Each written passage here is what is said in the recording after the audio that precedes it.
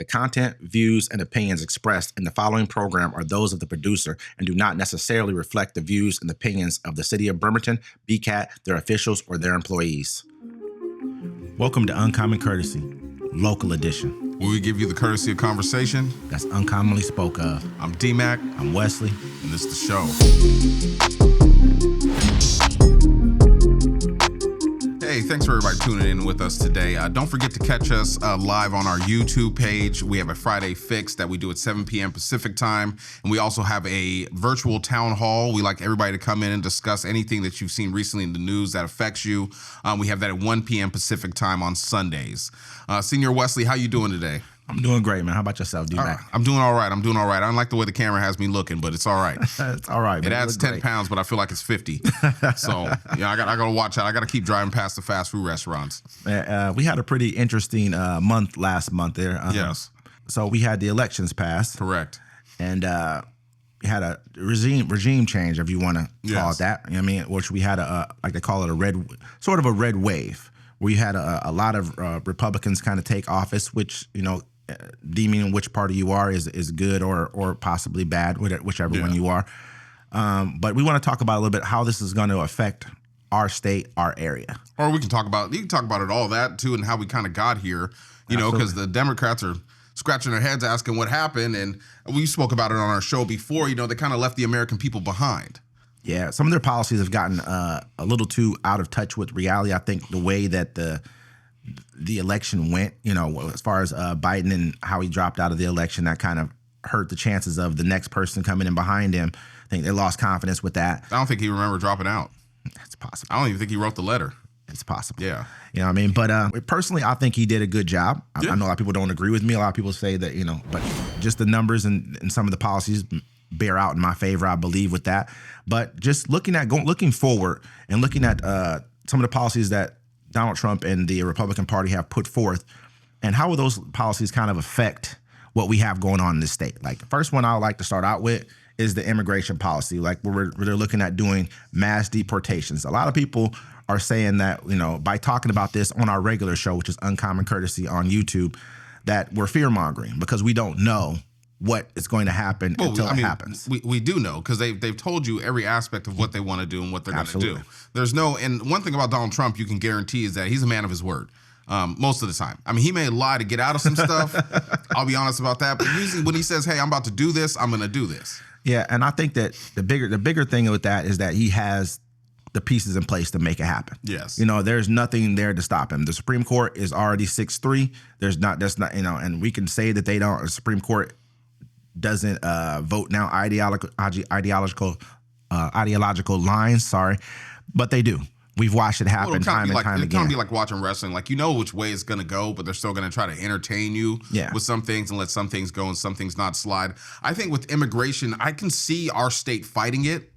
Absolutely. But to a point. I mean, there's only so much you'll be able to fight. Because, I mean, just like in the article that I showed you the other day about Missouri and how they're going to pay people $1,000 per person, per immigrant that they bring in. Basically, it's like they're going to make people bounty hunters, and you're going to get a bounty per immigrant that you bring in. It's $1,000 per person. So you have to capture them, actually. Yeah, you have to You can't just point out like, hey, there's 20 immigrants in this house. Pay me right now. Just don't knock on the door tomorrow. You know, it's kind of it's. For me, being the person that I am, I believe that America was built off immigrants. I believe that immigration is great for this country. I believe that without immigration, we have a declining birth rate, this is all factual and true. Yeah. There's no debate in this stuff. So I think that, but I do believe that people should come here legally. On top of that, we should have laws that are based upon realistic time frames for people to be able to come here legally. You know, for me, I didn't like how, you know, the Democrats were stepping over, like especially in New York. We've talked about this before, how they were stepping over the homeless to give food cards and places to live to immigrants. So, I mean, one thing about America, you come into America, you're supposed to assimilate into America. The signs shouldn't change. If I go to a different country, not everything's in English for me. Okay. You know what I'm saying? Like, you need to assimilate. I mean, a lot of people do come here. They do come here to work. I'm not saying everyone's a criminal, but it's also, you have homeless people in the streets. You have homeless vets in the streets. Okay. We need to, you know, America is a 1994 Ford Taurus with 20-inch rims. Let me say this, though. When they like to use that as a fact. They say, oh, we're doing this for these people, we're not doing this for the people who've been here. We haven't been doing it for the people who've been here the entire time. Exactly. So why are we trying to have these people come in here, act like it's all hunky-dory, like, yeah, this is how we do it? Well, I mean, sometimes we have to look at the factors that are putting people on the streets and making people homeless. Yeah. It's not always that people are homeless because there's no work. Some of them are homeless because they have drug addiction. Some of them are homeless because they have criminal records that preclude them from getting housing. And the work doesn't work anyways. And a lot of them, and there are programs for these people that we act like there's not. We act like these people have not been getting stipends this entire time that they've been homeless. They can get food stamps. They can get housing. They can go to food shelters. There's all these things for these people. So when migrants do come here, most of them come here to work. We look at them. What are they doing? We don't see migrants. There's not as many migrants that are sitting around homeless. I mean, if they are, they just got here. Most of them are either working or sitting somewhere trying to get work. Of course. Why would you come sit here homeless when you can go back and do that at home? Exactly. And so that's kind of what ties me up when I look at that way of thinking. But see, also, we're stepping over Americans who've been here, who've had opportunities, to help someone who's just got here, who wants to work, who's motivated to work. But also think about it like this. Yes, they have all these programs in place, right? But let's say 15 years ago, you could lose your job and fail and probably not have a place for a month, but you could actually get a job and actually bounce back and be able to get a place. Those days are gone. Like, people can't just bounce back anymore. Why are we not putting that blame on the people who it needs to go on? Which is like, we need to start looking at our lawmakers. We're allowing our lawmakers to get away with scapegoating a crowd of people so they're pointing the finger at someone who's not actually doing the damage. Well, that's all because there's no money in the cure. Someone said that. They're like, you have all these people that run all these programs for homeless people, right? What if they cured homelessness? What are they going to do? Just like the doctors, if they have a cure for cancer, are they going to give it to you? So do you feel like these immigration policies will be something that'll be pushed upon? I think these immigration policies will actually really show. It's going to show everybody in America, like, is this really what you wanted? Because you're going to see videos of people getting pulled out of the homes. You're going to see people trying to flee with their immigrant family members or their people that they know, and their cars are going to get shot up. You're going to see a lot of blood in the streets. I can guarantee it. Because, you're trying to remove 20 million people out of a country. And then what do you do with the kids? They're talking about birthright citizenship is no longer a thing. They're taking away a lot of these steps that they're taking are not really advantageous to America. Yeah. You look at states like Texas, states like California, they're going to be hit some of the hardest because Texas is a growing state. A lot of people are moving to Texas. So a lot of the construction workers are undocumented immigrants. Yeah. They're good with that. But now go ahead and take out 400,000 of those people who are no longer can work in the construction field. What are they going to do for work? Because I bet you they're getting a lot of cheaper labor due to that aspect of things. And you look at a lot of I don't want to, pigeonhole these people and saying that they're just, a lot of them are agricultural workers, but a lot of them are agricultural workers. And so you take that out of our society. What are you going to do about that? It's not like Americans are lining up down the street to go work and go pick cherries or go pick strawberries. We're not doing that. No, I had to do that once in daycare when I was in daycare on base. Like, we had to go all pick strawberries, and then they're supposed to make us strawberry Pop-Tarts. And I waited the whole time, and they weren't the kind that I get with the frosting on. I was highly upset, and I do not like strawberries because all the seeds in it. I know it's not a funny time, but I'm saying. No, but I get it. I get it. My back, I was like 7. My back was hurting. But yeah, so be out here for. So there's a lot of jobs people don't want to do, but the thing is that he was voted in for that. And here, even in Kitsap County, we have a lot of immigrants here. And we have a lot of people that come in through family members that are in the military that are here. And so it's just like, it's going to be a door-to-door thing. And what are they doing? What are the people who I know some immigrants as well. What are they doing here? A lot of them work. Working. Yeah. They're working or they're looking for work. I've also seen some people come up, get credit cards, run them all the way up and go right back to where they came from. That's pretty hard because you just can't get a credit card without some kind of work. You have to have a credit card company. They vet you like you understand. Man, I went to college and they sent me a whole bunch of credit cards. When you're 18, 19, they give everybody credit cards. They want you to ruin your credit. Exactly. Yeah. That's a different situation than having no work history, nothing going for yourself. They're not about to let you run up. So let's just not do the thing where everyone says they get a bunch of money when they get here. I heard that a bunch of times too. It's not true. Yeah. No one's giving anyone $50,000 to come here and be an immigrant. No one's. Yeah. That's not happening. I told you the other day, like, next time I got to go to the hospital, if I ain't got no insurance, I'm going to lie and say I'm not from here. So they can't send me a bill. I didn't know if that was true or not. I have no idea about that. I'm gonna do it. But so they charged me $4,000 for my son to be there for an hour. So because he ate 8 bean burritos.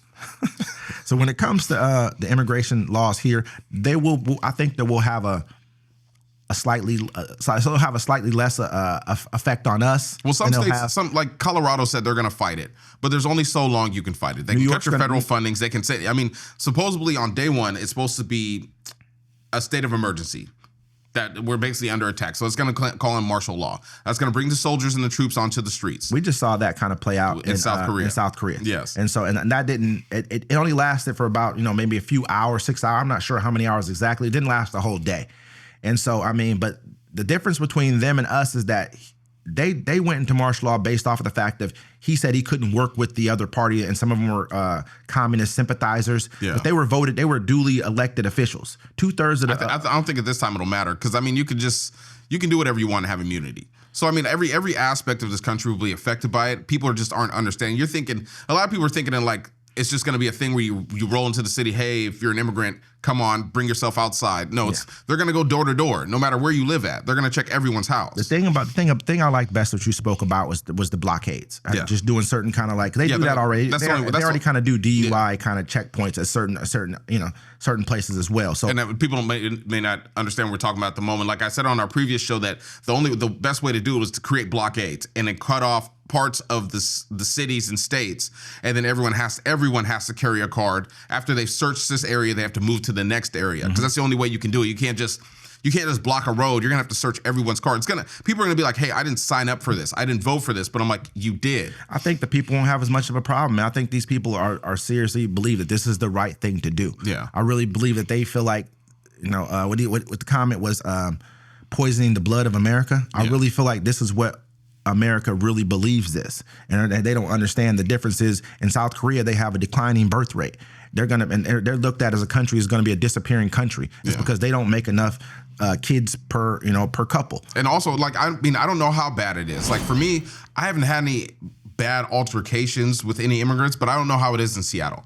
I don't know how it is in Texas or Chicago or New York. And I've reports from those people are like, yo, get these people out of here. I mean, we're going to get reports about everything. Look at what the New York mayor said. He said he's open to getting the criminals out. And that should be for everybody. Yeah. I don't think that should be a thing that anyone should debate about. If you come here and you commit a crime, you're not even a citizen here. I mean, come on, man. You're out of here. Yeah. That I don't think anyone's debating that, like, oh, we should keep the people here even after they committed a crime.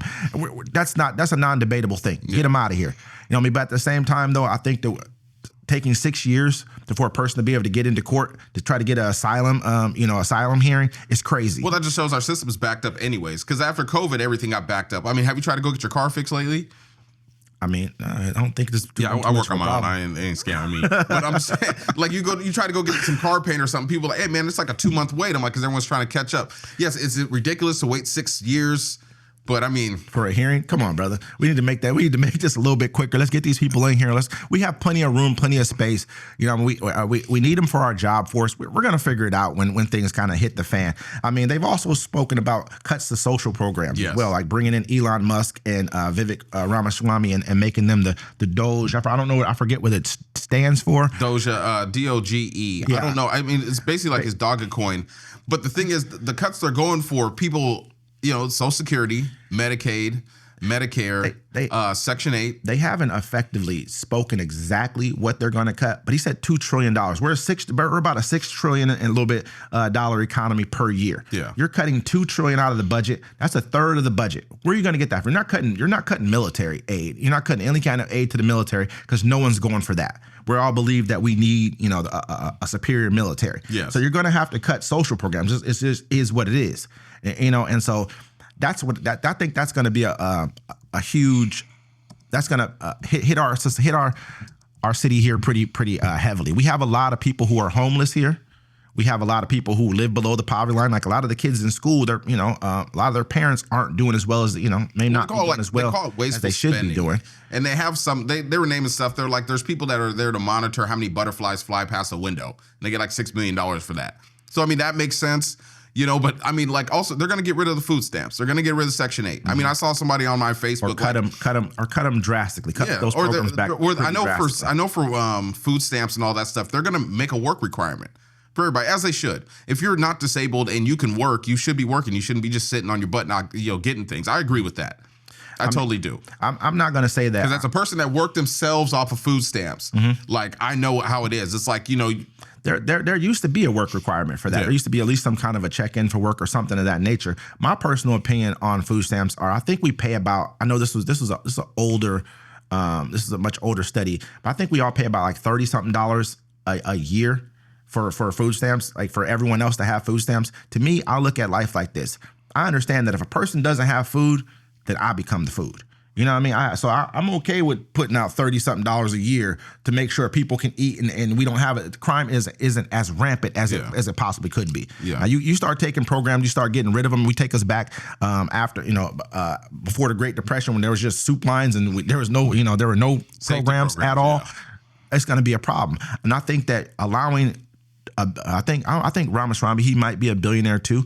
Yeah. I think allowing 2 billionaires to make cuts to our programs, and especially one of them who's had to come to the United States and ask for money, which was Elon Musk. And he came illegally. To save it. Yeah, he came illegally. And to save his company, he had to come and ask for a loan from the government. I think that's a kind of a tough sale. It's weird. A lot of people don't realize how dangerous Elon Musk is. He owns 2/3 of the satellites in the sky. Yep. 2/3. Facts. You know what I mean? And at this point in time, he owns the social media, he owns the Cybertrucks, and he owns SpaceX. Yep. That's why he wants to get rid of NASA. Yep. And that's a big point right there. So now he gets rid of NASA. He starts taking over. I mean, he has the Starlink program. Yeah. It's a really slippery slope dealing with a person like this who is not a citizen. You're not from our country. You came here illegally. Yeah. I think very, very, to me, he's made some very, very divisive, racist comments. I look at his on his X feed, he's made some very, very racist comments. I don't trust him at all. He comes from apartheid South Africa. Yeah. I don't, I'm like, so you lived there for at least 18 years. If I owned the website, I'd say whatever I want to too. I'm not mad at him for saying whatever he wants, but it tells me who you are. Yeah. You can say whatever you want. We live in a free country. We are in that time now where, it's politically correctness is gone. I don't think that's even being politically correct. No, I just think it's generally, I think it's gotten out of hand. People are scared to say what they really feel. And so now you can say it. There shouldn't be a fear of consequence. But there's not about a fear of consequence. Yeah. But people, either they agree with you or they don't. Exactly. And that's the biggest thing right there. And I think a lot of people need to just stop looking at things they don't agree with. What do you mean? Well, if you don't like people that if you don't like a man that likes to kiss another man, don't look at things where men are kissing each other. If you don't like the things that Republicans are talking about, don't look for. That's what's wrong with people these days. I think this is different than policy. That's very much different than policy. That's personal. It's personal stuff. It's people seek out things to be angry about.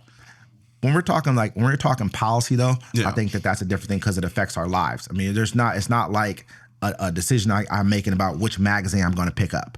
And that's a personal choice. But if it's a policy choice, like, hey, we can move on to a couple of these other ones. Like they're talking about banning like transgenders in sports. That's a policy thing. Yeah. Do I agree with that?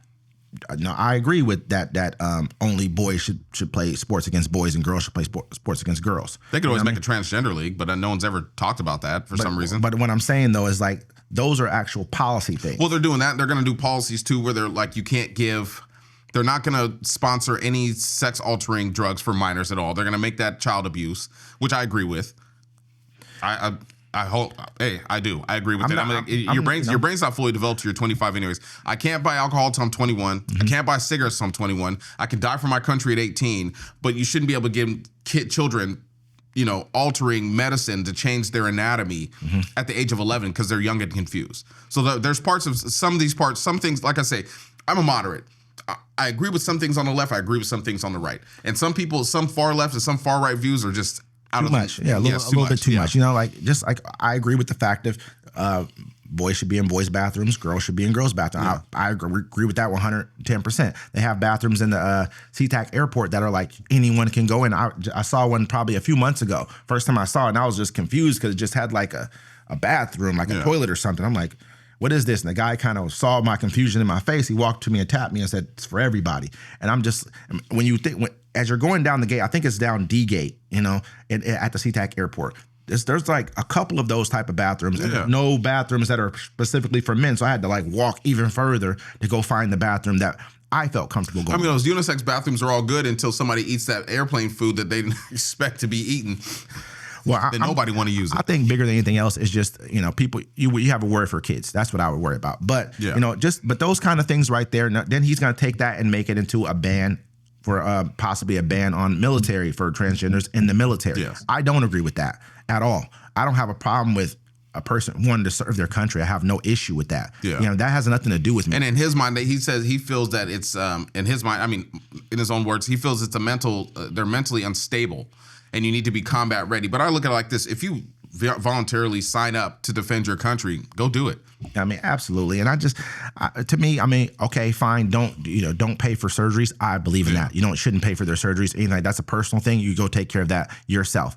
However, you don't stop a person who wants to serve their country. Yeah. Period, plain and simple. Do you think it'll be any difference out here in Kitsap County to have the military in the streets?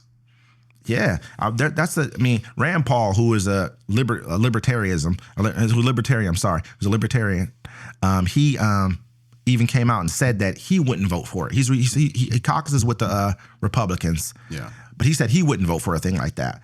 And so if he's not okay with looking at something like that, then, and he also said that it's illegal to put the military in the streets. It's never happened before. Yeah. And so what would make anyone comfortable with putting the military in the streets? He said basically the military is like a hammer.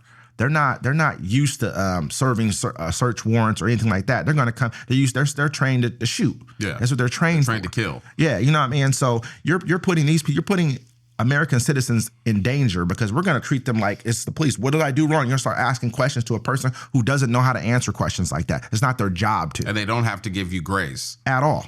And so that's the crazy part about it. I think that and people are going to be okay with that because these guys are going to be looked at as it has to be. You have to be okay with it. Yeah. At the end of the day, like, okay, who else are you going to use? If you're drowning up 15 million people, 20 million people, as he said, who's going to do it? The police? The police can barely handle the crimes they have now. They're now employing drones to deal with crime. Half the police stations, you call in and they'll have a voice message saying, hey, if this isn't a crime that's taking effect right now, then hey, call back later and we'll deal with it at a later time. Of course, yeah. Just like if you get robbed or if your house gets broken into, like you call the police, they'll be like, hey, just fill it out online. Yeah, and so these are some of the things that we really wanted to discuss and talk about more than anything else because we don't know where this is going. Some people have said that you guys are fear mongering. We're basically going off of what they've been telling what's us. Being said. Yeah. If I repeat back, if someone says to you, "Hey, I'm gonna go jump off this bridge," and you go tell somebody, "Hey, he said he's gonna jump off this bridge," is that fear mongering or are you just reporting what the person said? Yeah. At the end of the day, we're just gonna talk about what's being said and how this probably could affect us and how these things will be implemented and played out. Do you think Kitsap County and Washington State in general, do you think we could self-sustain ourselves without federal funding? No. I think there's a lot that's going to go into that. I think that we're going to be forced into taking what we have to take, or it's going to be a separation type of a thing. But that's just how I feel about it. I think that California is going to do the same thing. I think it's almost going to pull this country apart. Yeah, just along ideological lines. Well, it already started. You see in Colorado, the people were like, "Hey, he's like, I'll get 50,000 civilians and make them troops and to stop you from coming in here to do what you want to do." It's just crazy, man, that we're even at this point. But basically, we would like to. We're happy that you guys came and joined us for this episode. We're definitely going to get back and talk about this more after the January 20th inauguration, so we can kind of see where this is headed. Thank you for tuning in to Uncommon Courtesy Local Edition. Don't forget to check us out on YouTube at Uncommon Courtesy 360, TikTok, Twitter, X, Facebook, Instagram, all the same name, Uncommon Courtesy 360. Don't forget to check us out 1 p.m. Sundays for our live town hall. Anybody can join in. 7 p.m. Every Friday for our Friday Fix. That's just a regular show. We don't talk about politics. We just talk about what's going on in the norm, and we want to hear what you want to complain about and get off your chest. And once again, ladies and gentlemen, this is Uncommon Courtesy, and we'll see you next time.